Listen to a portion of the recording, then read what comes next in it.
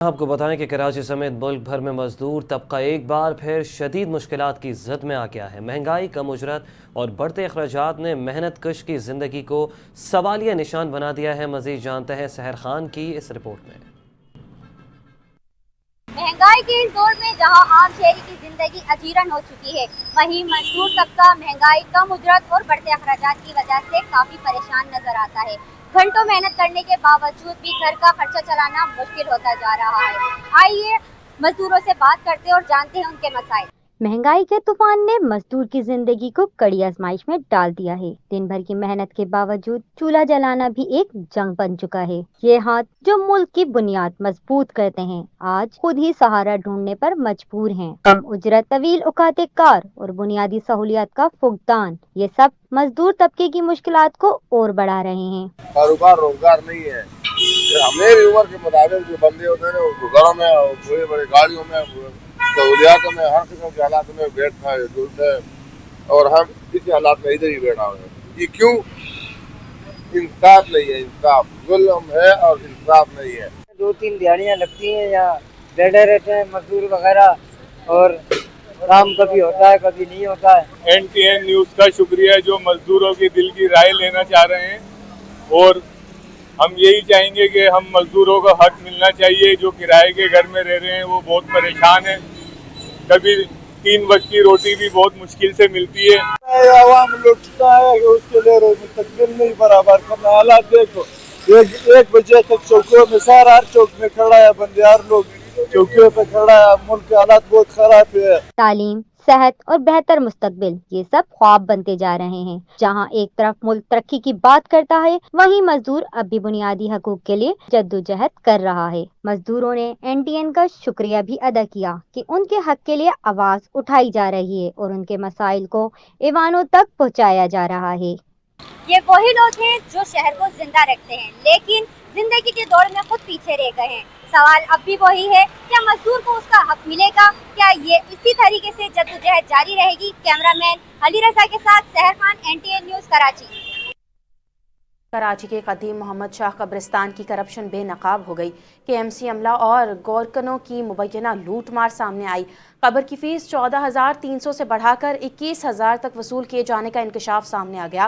ہمارے نمائندے راشد انور اس وقت محمد شاہ ویلفیئر ٹرسٹ کے چیئرمین محمد رفیق کے ساتھ موجود ہیں۔ مزید تفصیلات ان سے جانتے ہیں۔ جی راشد، آگاہ کیجیے گا۔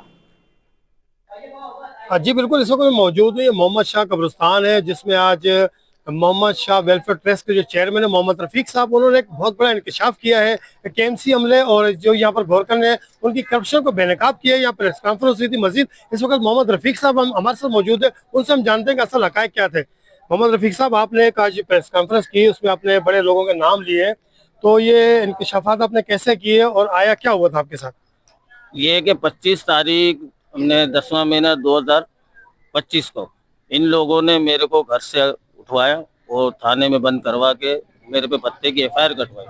بھتے کی FIR کٹوانے کے بعد یہ لوگ میرے قبرستان میں آئے۔ قبرستان میں اوپر میرا ریکارڈ روم بنا ہوا مسجد کے اوپر، وہاں سے تمام ریکارڈ وغیرہ سب لے کر چلے گئے۔ اس کے بعد جو ہے نا، میں 2 دن کے بعد جب وہاں سے ضمانت لے کر آیا تو میں نے یہاں دیکھا کہ تمام ریکارڈ وغیرہ سب غائب ہو گیا۔ تو میں نے پوچھا ان لوگوں سے، گورکن جو یہاں پر سو رہے تھے، کہ بھئی یہ میرا ریکارڈ وغیرہ کون لے کر چلا گیا؟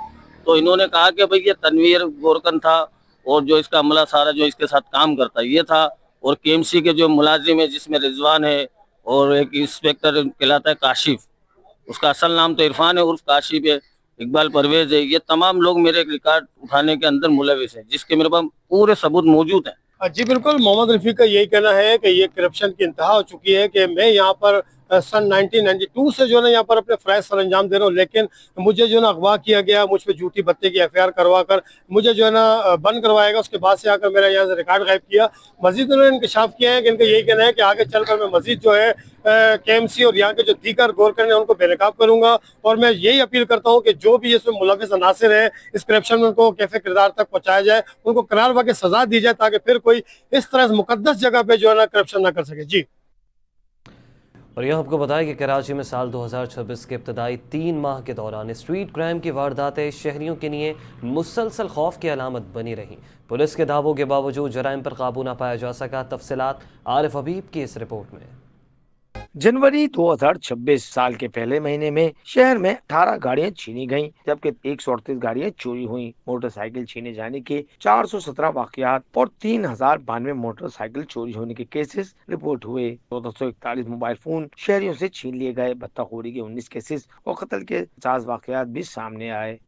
165 गाड़ियां छीनी और चोरी की गईं, जबकि 3000 से ज्यादा मोटरसाइकिलों से शहरी महरूम हो गए। 1237 मोबाइल फोन छीने गए। अगवा बराए तावान का एक केस रिपोर्ट हुआ। फरवरी के महीने में पत्ताखोरी के 27 वाकयात और कत्ल के 40 केसेस सामने आए। मार्च में भी लूट मार का सिलसिला जारी रहा। 3000 से ज्यादा मोटरसाइकिलें चोरी हुई, जबकि 1665 मोबाइल फोन छीन लिए गए। इस माह कत्ल के 44 वाकयात रिपोर्ट हुए। अदाद शुमार वाजे करते हैं कि पुलिस के बुलंद बांग दावों के बावजूद शहर में स्ट्रीट क्राइम पर मुकम्मल काबू न पाया जा सका और शहरी बदस्तूर अदम तहफ़्फ़ुज़ का शिकार हैं। पाकिस्तान पीपल्स पार्टी के चेयरमैन बिलावल भुट्टो जरदारी जैकबाबाद में साबिक रुकन मीर बाबुल खान जखरानी के इंतकाल पर ताज़ियत के लिए पहुंचे। मीर एजाज खान जखरानी, नवाब खालिद खान जखरानी और मीर मुमताज़ खान जखरानी से ताज़ियत की। साबिक वज़ीर आज़म राजा परवेज़ अशरफ, सलाहुद्दीन जुनेजो, अवैस कादिर शाह, सईद गनी और जमील सुमरो भी मौजूद थे। मज़ीद जानते हैं गुल मोहम्मद लाशारी की इस रिपोर्ट में।